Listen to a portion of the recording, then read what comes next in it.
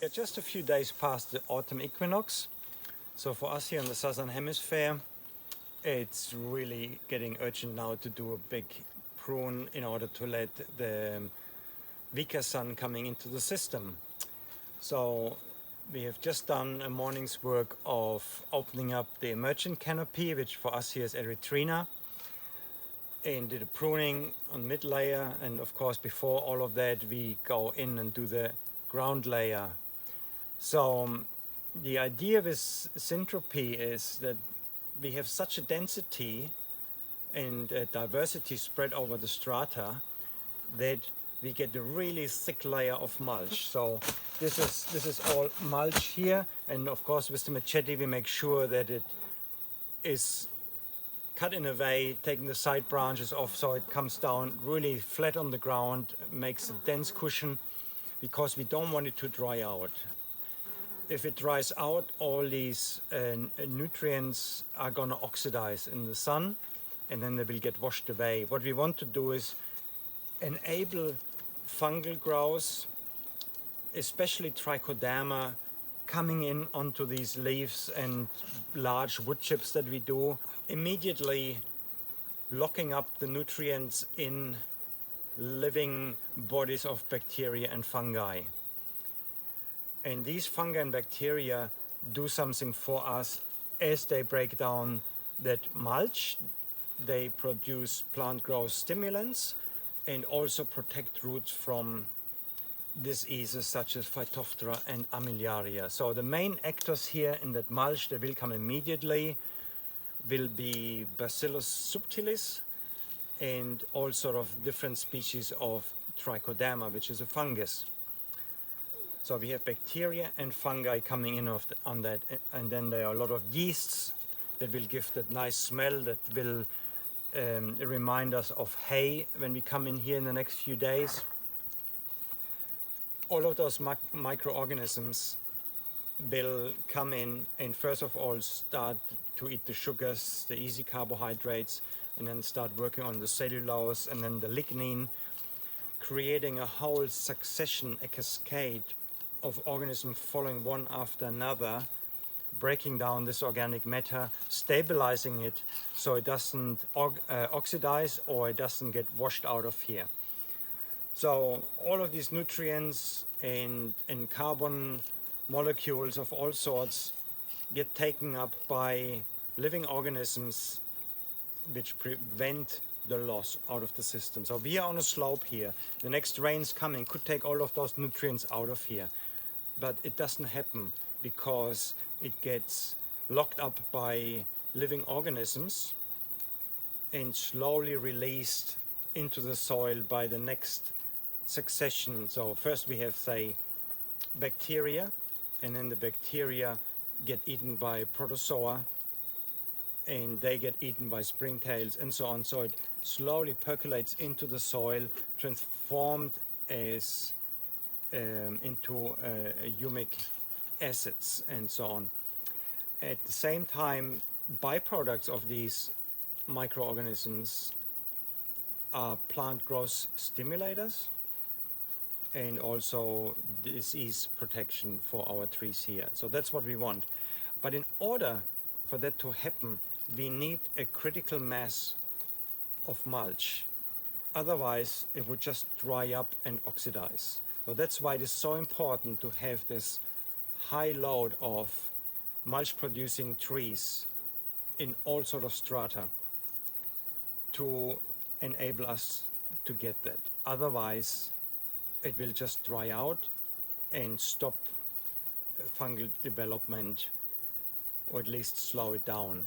But if we get this thick cushion, it maintains its own humidity, and as organisms work on that biomass, they release more humidity in the process as well. So suddenly this turns into a thin, fast spread open composting that carries on because it doesn't dry out. Yeah. So that's why we need this critical mass. And that's why the density is so important for us, and the inclusion of plants that are high performers, producing all of that crazy amount of biomass. Some of them being nitrogen fixers, but what really counts is the right plants for this place to come up with this massive growth and that are easy to manage as well with a machete. So we select our species here, our helper species, to be easily processed and high yielders of biomass. That's what we select plants for. And we need some of those on each of the layers, not just the emergent layer. Yeah. So now we open it up. Now the winter sun or autumn sun is coming in, and everything will respond with a strong regrowth because of the microorganisms producing plant growth hormones and releasing nutrients in a controlled way to fuel the regrowth of the plants. So that's how we get into this cycle of building up soil fertility fast, because we direct it into that overproduction of biomass, which we prune, that fuels the next cycle of high production of biomass, which we then prune, and that fuels this next cycle again. And our crops get pulled along by that. Our crops benefit from the thick mulch layer. In summer, it stops them from drying out their fine surface roots, which is very delicate on our clay soil here. They can't dry out here, that would really make them suffer. So that thick mulch, of course, prevents the loss of humidity for the hair roots, and it creates an abundance of microbial life in the litter itself, because it's a rich litter. You see all these leaves that we cut down, they're green. That doesn't happen much in a natural ecosystem, because before a leaf drops in a forest, the plant would reabsorb the nutrients and the sugars back into the plant before it drops the leaf. Only in severe storms would you get green leaves coming down to the ground. But what we are doing is we imitate a severe storm once or twice a year, bringing down this green biomass on the ground. And that is a complete different story to having dry leaves falling in autumn, because that is creating a massive surge of microorganisms working in that litter layer, which you wouldn't get from just autumn drop of dead leaves. Yeah, the same goes for the branches. In the forest, most of the branches that drop, they're dead branches. But here we have all these green branches that we bring down, and they're juicy. They're full of sugars. They're full of minerals that haven't been reabsorbed by the tree. And as we put them on the surface in the mulch layer, nicely tucked down, it creates this amazing compost. But it's not a compost that heats up. When a compost pile heats up, you lose a lot of energy as CO2.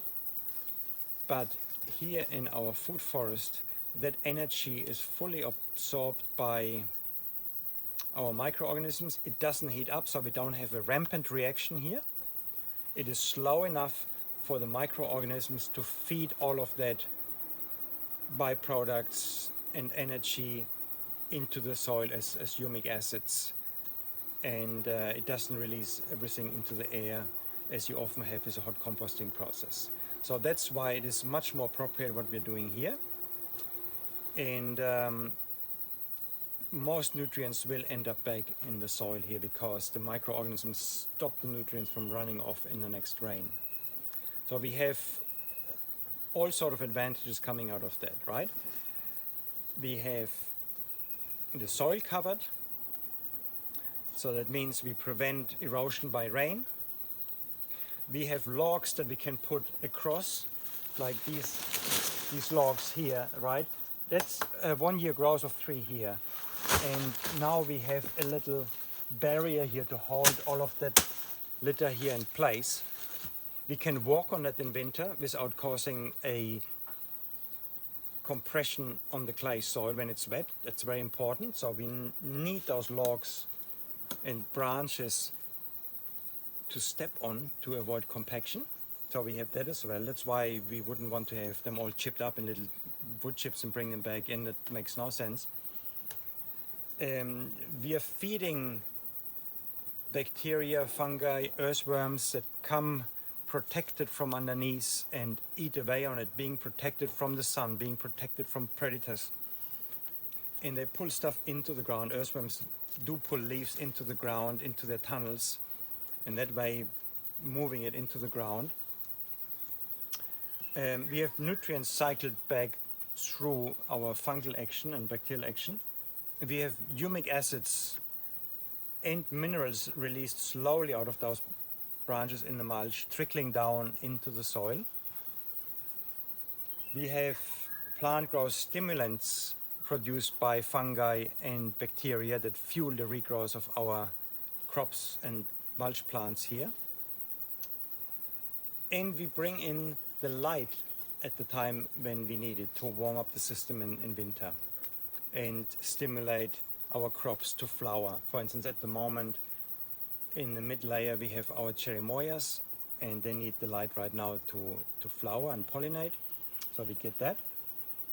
So all of those things we get out of this action here, and with the right equipment, the right ladder, the right machete, the right electric chainsaws, all of those things, it is incredible how fast that work goes. So it looks like a lot of work, but it is enjoyable. It is not monotonous. It's a full body activity. And at the same time, we need to look at that work as being our fertilizer input, right? This emergent canopy, which is a legume, is fixing nitrogen for us. So that is our nitrogen fertilizer coming into the system, fueling our bananas and cherimoyas. So that means we don't have to bring in nitrogen from the outside. Yeah. And all the fungal growth that gets fueled by the litter also can mine phosphorus out of the soil to bring into the system. Yeah, but it needs energy input, and that is our energy. All of that organic matter here is energy that enters the system directly. So we don't want to take it away and compost it and bring it back in here. We lose a lot of energy if we do that. It has to decompose here in order to release the maximum amount of energy right into the soil where we want it. So that is how we do it. And in Syntropy, we really emphasize that effect of creating this thick layer of mulch by planning for the highest amount of density in each layer. And in order to achieve that, we have to have a certain amount of diversity in order to achieve that high diversity without creating competition. So that's where the design comes in, designing each layer for maximum density. And also for easy manageability. That's what we need to look into. Yeah, which plants are the easiest to manage, which plants do best here, and which plants go best with our crops. These are the things that we look into. So yeah, this is our autumn mega prune. It's our biggest pruning. We also do one in spring. So ideally, you have a system where you can do a massive pruning twice a year. Right? Don't look at it as extra work, look at it as extra fertilizer, right? So you want to be able to prune as much as possible. And that's part of the design work.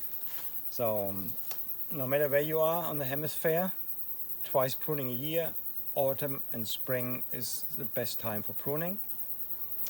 So yeah, that's how we do it, and we're gonna get back to work and slash more into it. Bring down more goodies on the ground.